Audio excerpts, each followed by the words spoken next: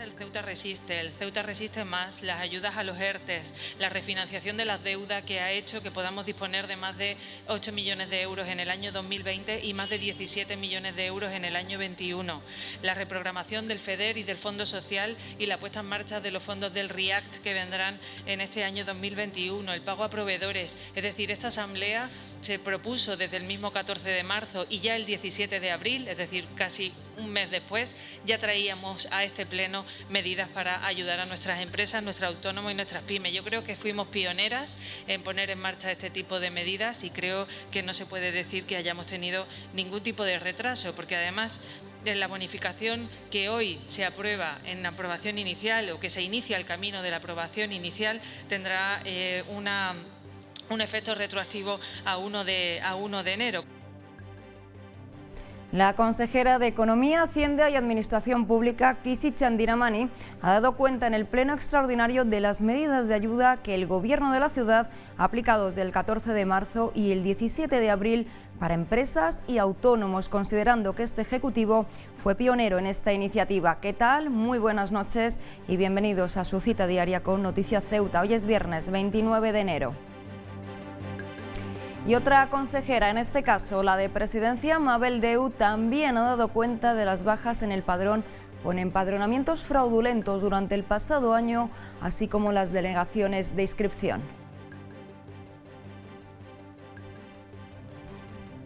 Nada aplicado ahora mismo a empadronamiento fraudulento. Cuando se apruebe el reglamento podremos notificar en función de las faltas muy graves que así se tipificarán y se dará cuenta a la Fiscalía. Por lo tanto, yo no he dejado de cumplir a la palabra que precise aquí. Pero solamente le voy a reiterar que en el año 2020 han sido 3.953 las bajas que ha habido en nuestra ciudad, 3.158 por cambio de residencia, 143 por inscripción indebida, 22 por duplicidad, 607 por defunción y 23 por caducidad. Ya al repaso aquí en Noticias Ceuta, bienvenidos.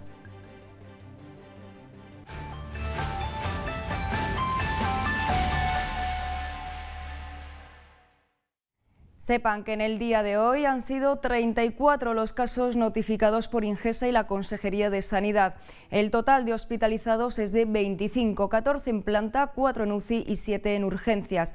Hoy se han hecho públicos los casos activos, 424, y los curados en las últimas 24 horas, 22.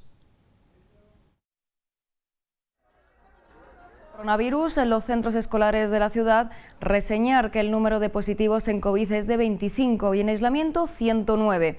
Entre el personal no docente hay 4 positivos y en aislamiento 18. El número de alumnos positivos es de 85 y en aislamiento 1094. Los grupos cerrados son 39 y uno de los centros cerrados es el Ciudad de Ceuta.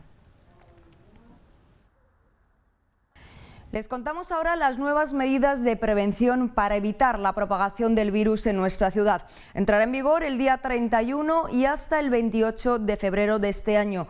Limitación de la libertad de circulación de las personas en horario nocturno desde las 10 de la noche hasta las 6 de la mañana. También se restringe la entrada y la salida en la ciudad, salvo para aquellos desplazamientos debidamente justificados. La permanencia de grupos de personas en espacios de uso público, tanto cerrados como al aire libre, queda condicionada a que no supere el número máximo de 2 personas, salvo que se trate, eso sí, de convivientes. Igual limitación resultará para los espacios de uso privado. Y también la limitación en lugares de culto a 1/3 de su aforo y hasta un máximo de 75 personas. Sepan que el incumplimiento de estas medidas será objeto de sanción. Las nuevas medidas de prevención contra la propagación de la pandemia en la ciudad autónoma de Ceuta han sido ya publicadas en el último decreto. Como saben, limitación de la libertad de circulación de las personas en horario nocturno, durante la franja horaria comprendida entre las 10 de la noche y las 6 de la mañana.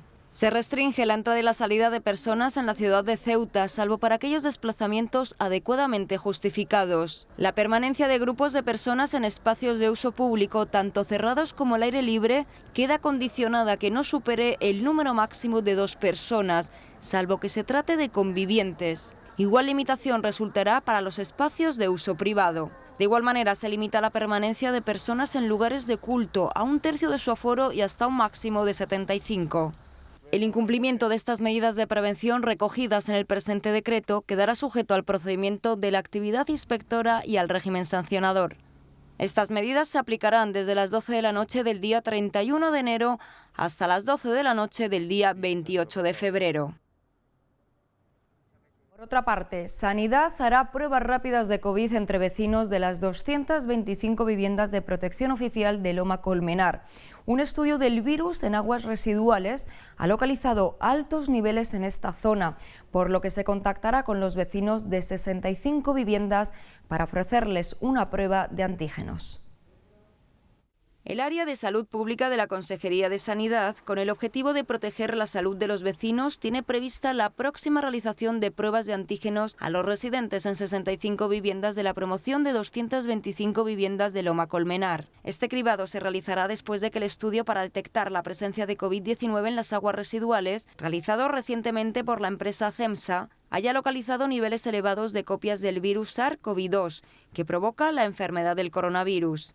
La detección en aguas residuales resulta de gran utilidad en la estrategia para frenar la pandemia. Para realizar este cribado se hará en el punto COVID, en colaboración con la Asociación de Vecinos, que se encargará de contactar telefónicamente con las familias. Las pruebas en el punto COVID se harán a las personas que no manifiesten ningún síntoma compatible con la enfermedad. En el caso de que alguno de los vecinos con los que se contacte tenga sintomatología, se le dirigirá al SWAP del Ingesa. El PP apoya la comisión de investigación propuesta por el Partido Socialista para determinar quién se ha vacunado saltándose el protocolo, pero los populares piden que además de la Consejería de Sanidad también comparezcan los responsables de Ingesa. El Partido Popular respalda la petición del PSOE de activar una comisión de investigación en la ciudad sobre la vacunación contra el coronavirus. Los populares afirman que quieren apostar por la transparencia y despejar cualquier duda que sobre este asunto pueda existir. Pero desde el PP consideran que esta propuesta de creación de una comisión no debe estar incompleta. Por lo tanto, consideran absolutamente necesario que ante esta comisión comparezcan tanto las personas citadas que pertenezcan a la administración local como las pertenecientes a Ingesa. Y es que, según el partido, todos los aspectos referidos a la pandemia se trabajan conjuntamente entre ambas administraciones, por lo que, en su opinión, es imprescindible la participación de las dos. Por tanto, el PP considera que para poder conocer los detalles de lo acontecido en el caso de las vacunaciones contra la COVID, es indispensable que tanto Ingesa como Ciudad den las explicaciones oportunas. En el caso de no participar Ingesa, las conclusiones, según el PP, estarían incompletas. El Partido Socialista agradece al Partido Popular que se sume a la petición de la Comisión de Investigación sobre la vacunación de la COVID-19. Es más, los socialistas añaden que no tienen ningún problema para que se incorporen a la comisión cuantas acciones sean necesarias para el esclarecimiento de todo lo sucedido. Y es que el Partido Socialista afirma que su apuesta por la transparencia es evidente, clara y manifiesta. MDIC ha acudido a Fiscalía para conocer el listado de personas vacunadas junto al ya dimitido exconsejero Javier Guerrero. Y es que, según este partido, desde la Consejería de Sanidad le niegan esta información. Tras la dimisión de Javier Guerrero y ante la respuesta negativa que afirma haber recibido MDIC de la Consejería de Sanidad para conocer el listado de personas vacunadas, este partido acude a la Fiscalía. Según MDIC, desde la Consejería se les responde que se ha realizado el encargo a Secretaría General y a la Jurídico de la Consejería del informe por contener datos de carácter confidencial y que una vez finalizado se procederá de conformidad a las conclusiones del mismo. Por lo tanto, MDIC afirma que teniendo en cuenta la falta de transparencia y la evidente alarma social y preocupación por la gestión de algo tan sensible como las vacunas, y ante la imposibilidad en la función que realizan de velar por los intereses de los ceutíes en la Asamblea, han puesto estos hechos en conocimiento de la Fiscalía, para que, si bien lo tiene oportuno, se realicen las averiguaciones necesarias para esclarecer presuntos hechos delictivos y la participación en ellos, como prevé el Código Penal.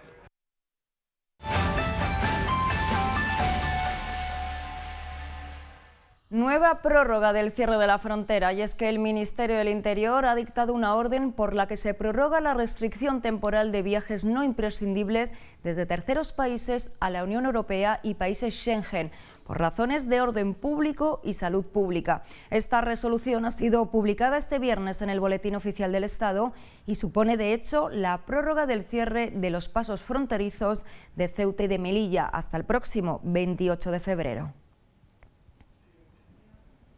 Finales de febrero, esa es ahora la nueva fecha aportada de finalización de la obra de Gran Vía y aledaños. Lo hemos conocido hoy en el Pleno de Control. La obra comenzó hace 3 años. El PSOE ha recordado los múltiples retrasos que ha sufrido la obra de Gran Vía y aledaño y se ha interesado por el estado actual del proyecto y por el nuevo plazo que se fija ahora para finalizar la obra. ¿Qué fecha de finalización es la prevista definitivamente? Y por último, sí se le van a exigir responsabilidades a la empresa adjudicataria por estos retrasos sufridos. Como consecuencia de un número de positivos que dio trabajadores de la empresa en el pasado mes de diciembre y también de un retraso en la recepción de unos pequeños materiales, es necesaria una ampliación de plazo de finalización que se está tramitando por la empresa y que se revisará por los servicios técnicos. La situación actual de la obra, como usted sabe, está pendiente de la finalización de las 2 entradas al parking, que ya está prácticamente terminada, algunos detalles decorativos también que se va a recepcionar en las próximas semanas y, por tanto, la previsión de fecha de finalización será a finales del mes de febrero, fecha en la que la obra estará totalmente finalizada. En relación a las responsabilidades, en la práctica la figura de los encargos de ejecución, por propia naturaleza, resultan incompatibles en algunas cuestiones con la aplicación de la legislación contractual. Lo dice así expresamente la norma, al existir una vinculación entre la Administración y la empresa como medio propio. Las obras comenzaron en febrero de 2018. Usted nos habla de la previsión de finalización de las obras para finales del mes de febrero. Esperemos que sea así. Más asuntos. El diputado socialista Juan Gutiérrez ha criticado duramente el plan de barriadas del que ha dicho es una tomadura de pelo. Según ha dicho, no se ha ejecutado ni el 30% de lo prometido y hay zonas de la ciudad totalmente abandonadas. Le ha respondido el consejero de Fomento, Alberto Gaitán, que ha cifrado la ejecución efectiva de dicho plan por encima del 60%. Según el consejero, a lo largo del primer trimestre se van a licitar obras como la Plaza Nicaragua, el Sarchal o Príncipe Alfonso. Más cosas. La diputada no adscrita Mari Carmen Vázquez interpeló sobre el actual estado de salud de los árboles centenarios de los Jardines de la Argentina y de Avenida África. Relató los diferentes desprendimientos surgidos en una zona recreativa y de ocio y solicitó garantizar la seguridad. Respondió Yamal Driss para señalar que una empresa especializada evaluará la situación con la que se ha firmado un contrato tras el estudio de los técnicos biólogos de Obimasa. El próximo lunes se comenzarán los trabajos en esta zona siguiendo el plan imprevisto. Más cosas. El BOCE de este viernes ha publicado el decreto de la consejera de Hacienda y Economía y Función Pública, Kizichan Diramanي, de 25 de enero del año 2021, por el que se nombra a Hamed Mohamed Ahmed en el puesto de trabajo de asesor de la vicepresidencia primera de la Mesa de la Asamblea. Como saben, Hamed Mohamed fue senador de nuestra ciudad durante unos meses en el año ya 2019. El Pleno Extraordinario aprobó con 21 votos a favor, PP, PSOE, Vox y Caballas, y la abstención de Medice las propuestas presentadas por la consejera de Economía y Hacienda, Kizichan Diramanي, referidas al abastecimiento de agua potable, del servicio de alcantarillado, recogida de residuos sólidos, instalación de kioscos en la vía pública y ocupación de terrenos de uso público con mesas, sillas, tribunas, tablados y otros elementos con finalidad lucrativa. Intentar aliviar desde un punto de vista, en este caso fiscal, la mala situación, la delicada situación que viene padeciendo estas actividades. El retraso de la entrada de esta mínima rebaja, porque hay que recordar que el coste que va a tener para las arcas municipales es de 380.000 euros, que apenas supone un 0,11% del presupuesto, puede suponer un grave problema para ellos. Nosotros consideramos que estas migajas no son suficientes y que debería ampliarse sobre todo en sectores que están sufriendo mucho más la crisis. Que esto se podía haber hecho antes y los daños económicos no serían tan bruscos para los comerciantes. También en tiempos de pandemia entendemos que la bajada de impuestos puede beneficiar de forma sustancial a esos empresarios que luchan día sí y día también para mantener los puestos de trabajo que crean, y que estas medidas que propone la consejera enclavan dentro de nuestro programa de 10 medidas urgentes para salvaguardar la economía de los españoles, en los que hemos hablado una y otra vez de eliminar por completo los pagos de los tributos de agua, luz y gas. Hemos tenido una caída a nivel nacional del 11%, el 11%. Para que aquellos que no estén al día de los temas económicos y comprendan qué significa una caída del 11%, la peor caída económica que ha tenido la historia de España ha sido un 3,8%. La peor de la historia de España fue un 3,8% y nosotros hemos tenido el año pasado una caída del 11%. Esto supone una gravedad extrema. Y supone que tenemos todos que colaborar en todo lo posible para intentar ayudar a los empresarios y al tejido económico productivo. Yo creo que no sobran los motivos para votar a favor. Minuto 1, desde la declaración del estado de alarma. El pasado 14 de marzo de 2020 este Gobierno y esta Asamblea, yo me congratulo de decir esta Asamblea porque la mayoría de las medidas que se pusieron en marcha fueron por unanimidad, la Asamblea no ha hecho otra cosa que trabajar en 3 ámbitos fundamentales y que ya he dicho muchas veces, en el ámbito sanitario, en el ámbito social y en el ámbito económico. En el ámbito económico, ayudar a nuestras empresas, nuestras pymes y nuestros autónomos ha sido el principal trabajo que ha llevado a cabo la Consejería de Hacienda. El Pleno Extraordinario ha aprobado la propuesta del consejero de Fomento y Turismo para la modificación de la ordenanza reguladora de terrazas y de veladores. Las terrazas deberían tener una regulación que aclarase bien cómo se montan las terrazas, cómo están las terrazas. Y aquí hay una nebulosa muy rara en relación a estas terrazas. Que entendemos lo que ustedes pretenden, de una vez por todas, arreglen el tema de raíz y regulen bien el tema de las terrazas. Era lo único que quería decir. La exención absoluta de la tasa de ocupación para la hostelería y ahora quieren aprobar una obligación que no van a poder cumplir. No entendemos cuál es el compromiso que tienen ustedes con el sector hostelero. Ya le adelanto que vamos a presentar alegaciones, cuanto menos hablando de ese plazo, para modificar esa disposición adicional y les vamos a solicitar que ese plazo se amplíe por lo menos a 1 año y, como han colocado en la propuesta anterior, se inicia a contar el plazo a partir del decaimiento de la situación de pandemia. Vamos a votar a favor de la propuesta. Creemos que es positivo que haya una imagen homogénea de los veladores de nuestra ciudad y pedir al Gobierno que no se cumpla esta ordenanza sin más, sino que luego se destinen los recursos necesarios para hacerla cumplir correctamente. En los datos que he dado anteriormente y sobre todo teniendo en cuenta que la hostelería es uno de los sectores que está más afectado, es un sector que tiene un peso muy importante en una ciudad como Ceuta de servicio y que hay que darle oxígeno. Oxígeno en hostelería, como en cualquier empresa, es facilitarle que tenga un mayor ingreso y, dadas las características de la pandemia, una buena forma es facilitar el uso de terrazas para que puedan aumentar el número de personas que, respetando las normas de seguridad sanitaria, puedan acudir a estos centros de ocio y, por lo tanto, que darle algo de oxígeno y, evidentemente, facilitarle mediante una legislación de terraza que sea flexible y que sea razonable, como creemos que desde luego es esta. Por tanto, esta aprobación del Pleno, que, como se ha dicho, estaba pendiente y que pretende facilitar la implantación de una serie de adiciones al texto que abarquen nuevas estructuras de toldos para cubrimiento de terrazas. Son fundamentalmente los toldos autoportantes. Con eso entendemos que se beneficiarán pues, muchas terrazas de nuestra ciudad y podrán conseguir un mayor número de licencias.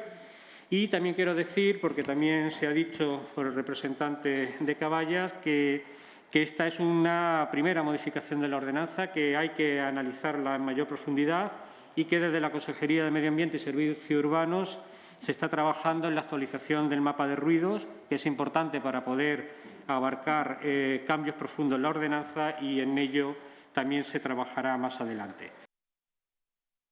Vox ha interpelado sobre el estado de elaboración del nuevo reglamento que regule los empadronamientos fraudulentos. El Ejecutivo ha respondido que precisamente este próximo lunes tendrá lugar una comisión informativa para abordar esta nueva normativa. El diputado Carlos Verdejo ha preguntado por el estado de elaboración del nuevo reglamento que debe regular los empadronamientos que ha calificado como ficticios o fraudulentos. Empadronamientos ilegales son de capital importancia. Tenemos también la necesidad de recordarles que la normativa impone la obligación de que exista concordancia entre el padrón municipal con la realidad. En otras palabras, que se debe comprobar y se deben hacer muestreos continuos. La vicepresidenta Mabel Deu le ha recordado que el lunes tendrá lugar la comisión informativa para abordar el futuro reglamento, postergado varios meses por la pandemia. Deu ha explicado que en la norma actual no hay nada aplicado a empadronamientos fraudulentos y ha recordado la labor de saneamiento del padrón que, según ha dicho, ha estado haciendo el Ejecutivo. En 2020 se dieron de baja a 3.953 personas y se denegaron 305 inscripciones. No existe en la norma nada aplicado ahora mismo a empadronamiento fraudulento. Cuando se apruebe el reglamento podremos notificar en función de las faltas muy graves, que así se tipificarán y se dará cuenta a la Fiscalía. Por lo tanto, yo no he dejado de cumplir a la palabra que precise aquí. Pero solamente le voy a reiterar que en el año 2020 han sido 3.953 las bajas que ha habido en nuestra ciudad, 3.158 por cambio de residencia, 143 por inscripción indebida, 22 por duplicidad, 607 por defunción y 23 por caducidad. MDice ha llevado a pleno el retraso que a su juicio está experimentando la elaboración del nuevo reglamento de servicios sociales. El Gobierno, además de afirmar que se trabaja ya en aumentar los recursos humanos de este área, ha achacado el impacto de la pandemia al retraso de dicha elaboración. MDice ha criticado duramente al Ejecutivo por no haber elaborado ya el reglamento de servicios sociales. Ambas partes han mostrado su disparidad de opiniones con respecto al tiempo que se lleva trabajando sobre el mismo. El Ejecutivo ha aludido al impacto de la pandemia. Pues hace falta que los funcionarios y funcionarias de esta ciudad cuenten con un documento, en este caso un reglamento, en el que basarse a la hora de adoptar esas decisiones. El reglamento de ayudas sociales nos decían ustedes que iba a reformarse para modernizar el texto en septiembre del 2017. 2 años y medio solamente. Ahora mismo se está trabajando sobre él. Tiene que tener en cuenta que un reglamento, usted lo sabe, un reglamento pues requiere un trabajo, una serie de formalidades, un trabajo extenso para que este reglamento pues tenga un cierto carácter permanente, que no sea algo que no solucione los problemas que tenemos y los que posiblemente puedan producirse. Nadie puede imaginarse lo que se nos ha venido encima con la pandemia. No sé cuál es el concepto que ustedes tienen de trabajar. ¿Qué es para ustedes trabajar? ¿No hacer nada? Casi 3 años para elaborar un reglamento. En cuanto al tema de la pandemia como comodín, ¿realmente cree que no es serio lo que ha sucedido? ¿Que no ha sido un tsunami que nos ha barrido en todos los aspectos, que ha obligado a concentrar todo el trabajo y toda la atención en eso nada más? ¿Y que cree usted que no se ha atendido a las personas necesitadas? Sinceramente, ¿cree que no se han atendido no solamente a través de ayudas sociales? Se ha creado el programa Ceuta Resiste, se han ayudado a las empresas. Hace poco se ha aprobado las ayudas a complemento de los ERTE. Eso también forma parte de esa lucha contra la pobreza. También se ha hablado de pobreza en el Pleno de Control. Caballa se ha interesado por las actuaciones que se están llevando a cabo y ha pedido una mayor implementación de las mismas. El Gobierno, por su parte, ha defendido su labor para paliar los altos índices de pobreza que sufre Ceuta. Caballa se ha preguntado sobre las medidas que se están haciendo para luchar contra la pobreza. Los parámetros han ido creciendo históricamente en nuestra ciudad y ahí el Gobierno, quiera o no, tiene un porcentaje de responsabilidad en el sentido de que durante años ha llevado una política social que no ha servido ni cuando menos para ralentizar, ya no solo, vamos a decir, frenar, sino que el incremento sea más lento en los parámetros de pobreza. En este sentido, desde el Ejecutivo se ha valorado la coordinación que han mantenido también con el Gobierno central en este ámbito. Hemos sabido trabajar de forma coordinada, ¿no? Y precisamente en esa coordinación es donde marco yo las políticas de empleo, donde se marcan las políticas de empleo. La Consejería de Servicios Sociales ha trabajado mucho en esa línea, porque, como he dicho anteriormente, es el empleo el que genera verdaderamente riqueza, ¿no? ¿Qué han hecho los servicios sociales? ¿Qué ha hecho la Consejería? Pues ha hecho principalmente coordinaciones con el SEPE, porque la idea principal es que, por ejemplo, aumenten los cupos de personas que están en situación de riesgo, que aumenten los cupos dentro de los planes de empleo. También se ha abordado el efecto que ha tenido la aparición del ingreso mínimo vital del Gobierno central sobre el ingreso mínimo de inserción social del Ejecutivo local. Según Ali, la llegada del primero ha supuesto la eliminación del segundo. Se anuncia el ingreso mínimo vital y el Gobierno de la ciudad prácticamente aniquila el IMIS. Pero también lo cierto es que, visto que no ha funcionado, ya digo, no quiero cargar tinta, sino simplemente que no ha funcionado por las circunstancias que sea, de la forma que se esperaba. Yo no digo que haya sido un fracaso, pero quizás no ha sido todo lo que se esperaba. Lo cierto es que nosotros hemos vuelto a valorar, de hecho se ha valorado familias otra vez para incluirlas en el IMI. La diputada socialista Sumaya Hamed ha interpelado al Gobierno sobre los cortes de luz, interesándose por la situación de los trámites que sigue la Consejería del Área sobre el expediente abierto a la empresa suministradora. La diputada socialista aludió al perjuicio de los cortes de luz a las empresas de hostelería, interesándose también por la situación del expediente informativo que se ve abierto a la empresa suministradora de energía eléctrica, así como por el coeficiente energético de cada hogar y los niveles de contaminación. Todo ello no solo es un perjuicio para determinados usuarios, sino que también lo es para muchos negocios que prestan sus servicios, como puede ser la hostelería, y que se ven seriamente perjudicados y mermada su actividad, sobre todo cuando se dan en determinadas horas donde la actividad es mayor. Yamal Riz, el consejero del área, respondió que antes de sancionar se instruye un expediente informativo y será Industria quien habrá de determinar la valoración correspondiente si se sanciona o no. Después de haber pasado estos cortes de luz, que ya les digo que no son de gusto ni del Gobierno ni de nadie, la recuperación ha sido bastante rápida. Hemos tenido el cero y no me acuerdo exactamente, pero en menos de 45 minutos ya estaba restablecido en toda la ciudad. Que esto también, añadido a lo que le decía de los cortes antiguamente, que nos pegábamos muchísimas horas sin luz, ha sido bastante rápido. Pero aún así, no quiere decir que nos conformamos con eso y vamos a estar tranquilos con este tema. Están los expedientes abiertos, se va a ver la responsabilidad que tenga la empresa o cualquier otro y se pedirá responsabilidad sancionada tanto económicamente como lo que la ley nos permita. Reclamó Sumaya Hamed la posibilidad de que motores auxiliares solaparan las averías eléctricas en los apagones de luz, cuestión imposible, según Yamal Riz, justificando que el apagón es consecuencia de que ha fallado todo. Más cosas. Mohamed Ali interpeló sobre el contrato del servicio de autobuses y requirió la normalización del mismo, apelando a la precariedad que subyace tras encontrarse más de 20 trabajadores en ERTE, lo que repercute en la eficacia de este servicio público.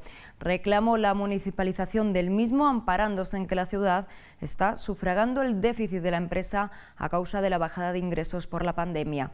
Aunque también replicó Yamal Riz que se precisaba un contrato de 2 años asesorado por la abogacía del Estado para que la empresa pudiera acceder a las ayudas económicas y apuntando que no siempre va a estar la ciudad cubriendo el déficit empresarial.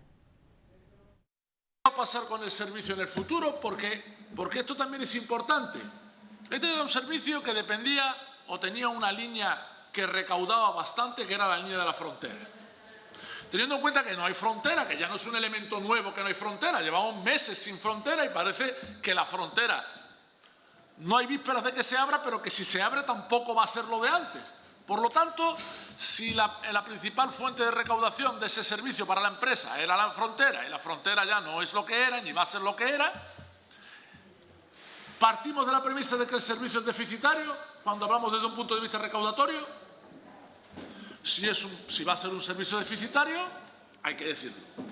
Hay que decirlo porque, primero, es un servicio público que hay que prestar, y después hay unos padres, creo que son todos hombres, no sé si hay una mujer trabajando, pero bueno, padres y madres de familia que dependen de un salario y que pues tendrían que tener cierta certidumbre de cara al futuro. También se estaba mirando por parte de la ciudad si dentro de las posibilidades fuera el tema de la municipalización, que ya les digo que todo esto tiene que ser bajo los informes técnicos, jurídicos, y ver la posibilidad tanto de la municipalización, que ya les digo, no sabemos si todavía no tenemos los informes para ver si puede hacerse, y también para que pudiera ser la licitación de un contrato con esta empresa o con otra empresa que viniera a dar el servicio en la ciudad.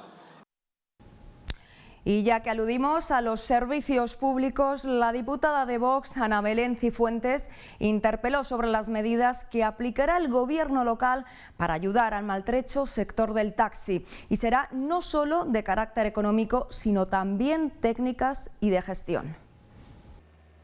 Ana Belén Cifuentes planteó los bajos niveles de ingresos del sector del taxi, el leve repunte del 5% en Navidad, la limitación del servicio al 50% de la flota en fin de semana y a la pérdida del 75% de facturación desde que se inició la pandemia. Una situación que afecta a unas 200 familias. Los taxistas incluso llegaron en las pasadas Navidades a sacar sus coches a la calle todos los festivos. Día y día, incluso los fines de semana, llegaron al compromiso de sacar solamente la mitad de la flota para poder compartir así el poco trabajo que había entre los compañeros que estuviesen en la calle. Yamal Driss se refirió a las medidas de carácter económico aplicadas por el Ejecutivo local. Las medidas de carácter económico, hemos tenido la subvención del servicio de taxi a radiotaxi, que el año pasado fue de 12.000 euros y este año también viene recogida en el presupuesto de 2021. Una actuación de régimen tarifario para que pudieran... la tarifa del taxi en Ceuta es de las más baratas de España, entonces el 1 de enero se incrementaba porcentualmente con el IPC. El IPC de este año no ayudaba en esa medida, entonces se le ha puesto para que puedan alcanzar la diferencia del 2,5% aproximadamente de subida para el siguiente año. Luego está el Ceuta Resiste Más, en el cual el transporte del autotaxi está incluido en el epígrafe 721.2, también con subvenciones directas desde Procesa a estas empresas como si fueran autónomos y por el tema del COVID-19. También a otras medidas de índole técnico y de gestión. Se comprobará en patrimonio la posibilidad de disponer para la cesión en precario de un local en los que los asociados puedan también reunirse, y la actualización del marco normativo, que es la última modificación de la actual ordenanza reguladora del servicio de transporte urbano de viajeros, que fue adoptada en 2015 y desde entonces pues se han producido cambios legislativos y siendo necesaria una actualización de la misma. Ana Belén Cifuentes señaló que la situación del sector del taxi es tan precaria que a diario suelen ingresar entre 25 y 30 euros, por lo que se requieren medidas de apoyo para que puedan subsistir. Más asuntos del día. La portavoz del MDC, Fátima Med, interpeló al Ejecutivo pidiendo explicaciones de en qué fase se encuentra la construcción de rampas de acceso al mar para pequeñas embarcaciones. Un asunto que para la líder de esta formación política sitúa a Ceuta como la única ciudad sin acceso al mar en este aspecto. El consejero Yamal Driss explicó una serie de vicisitudes de índole legal que han impedido sucesivamente esta posibilidad, y también ante el apremio que le planteó la portavoz de MDC, dijo Driss que no iba a dar por vencido y que estudiará todas las posibilidades posibles. Fátima Ahmed se remontó a los años 2015 y 2019 para aludir a las propuestas aprobadas para realizar una rampa de acceso al mar para pequeñas embarcaciones. Y al final, entre una cosa y otra, no se obtiene el resultado deseado. Yo creo que ustedes deberían de estudiar las medidas legales a adoptar. Ustedes no solamente tienen que estar a la expectativa de lo que se les conteste, ustedes también pueden impulsar determinados procedimientos de actuación, tienen un pequeño margen competencial y es en el que ustedes tienen que actuar. Yamal Driss relató una serie de impedimentos legales que la Guardia Civil atribuye a cuestiones de seguridad contra las lanchas del narcotráfico y la inmigración ilegal, asunto que sucesivamente ha impedido que las propuestas del Gobierno de la ciudad en distintos puntos de nuestro litoral sean factibles. A través de costas nos permita. Yo no puedo, señora Med, tengo aquí el proyecto hecho con su financiación, con todo, pero yo no puedo ir a montar una rampa, porque igual que usted está diciendo que hay que hacer las cosas bien hechas, yo no puedo montar una rampa donde a mí me dé la gana sin el permiso de costas. Ni una rampa varada desmontable, como tampoco una serie de medidas de control con vigilancia, con tarjetas con chip individualizado y cámaras fueron posibles, ya que no se aceptaron por delegación del Gobierno a instancia de la Guardia Civil. Fátima Ahmed insistió en que hay que dar solución e impulsar procedimientos de actuación que hagan viable este asunto, y Yamal Driss manifestó que no se da por vencido. Más cosas. El Boletín Oficial de la Ciudad ha publicado esta mañana el decreto de la consejera de Hacienda, Economía y Función Pública por el que se amplía el plazo para la presentación de solicitudes de ayuda al amparo de los programas Ceuta Resiste Más y Ceuta Resiste Empleo. El plazo se amplía hasta el día 15 de febrero inclusive. Como saben, ambos programas se pusieron en marcha para paliar en la medida de lo posible los efectos negativos de la pandemia en la economía ceutí. El programa Incorpora de Integración Laboral de la Fundación La Caixa ha facilitado en Ceuta 67 puestos de trabajo a personas en situación de vulnerabilidad en el año 2020, un 24% más que el año anterior. Esto ha sido posible gracias a la colaboración de 23 empresas locales en este proyecto de responsabilidad social. De las 67 inserciones realizadas durante el pasado año a través de Incorpora, 42 han sido mujeres y 25 hombres. Además, 7 de las inserciones han sido de personas con alguna discapacidad y 60 de personas en riesgo o en situación de exclusión.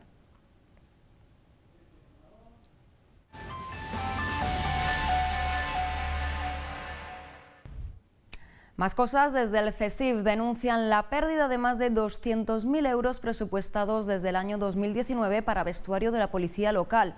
El sindicato añade que la carencia de vestuario de la policía es un hecho reiterado en multitud de ocasiones e incluso denunciado en la Inspección de Trabajo y que aún así sigue sin resolverse tras múltiples promesas incumplidas. CESIF añade que es un hecho que el Gobierno de Vivas debe aclarar y hacer públicas las explicaciones pertinentes.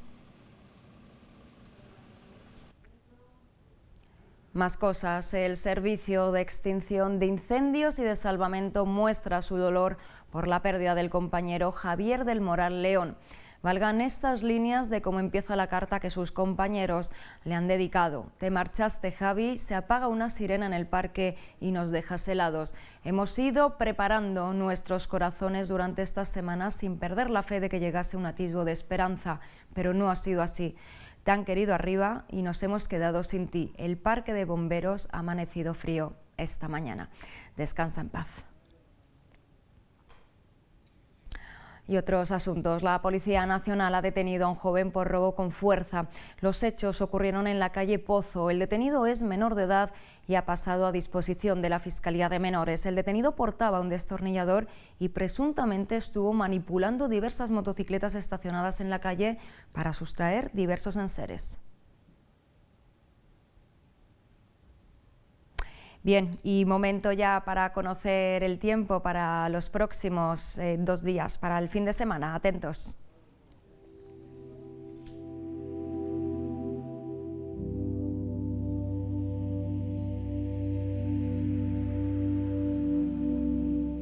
Y encapotado, con altas probabilidades de precipitaciones.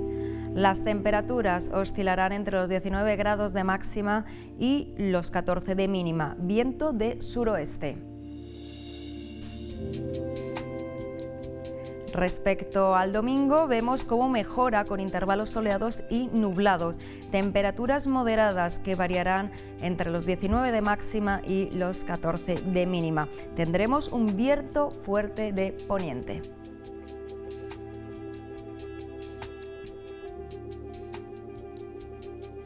La farmacia de guardia para la noche de hoy es Pulla, en Avenida Teniente Coronel Gautier, número 10. El número agraciado de la Cruz Roja en el día de hoy ha recaído en el 554-558.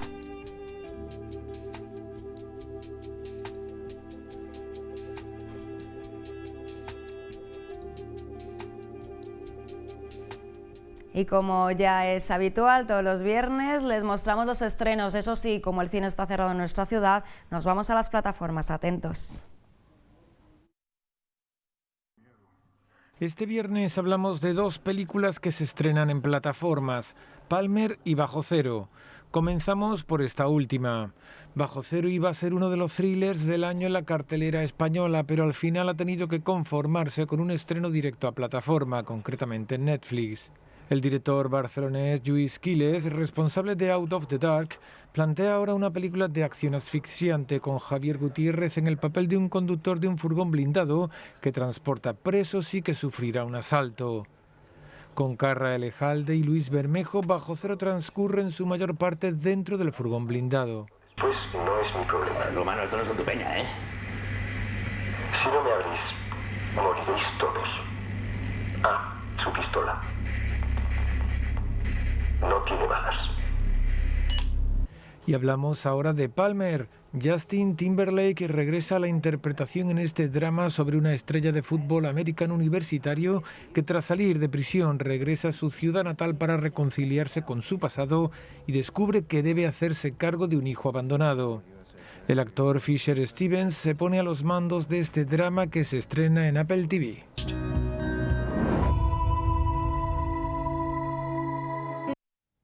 Bueno, pues ya lo han visto, promete. Nosotros ya nos vamos, regresamos, eso sí, el lunes es fin de semana. Disfruten, siempre lo decimos, extremando las precauciones. Y muchísimas gracias por estar como cada noche al otro lado de la pantalla. Hasta el lunes, buenas noches.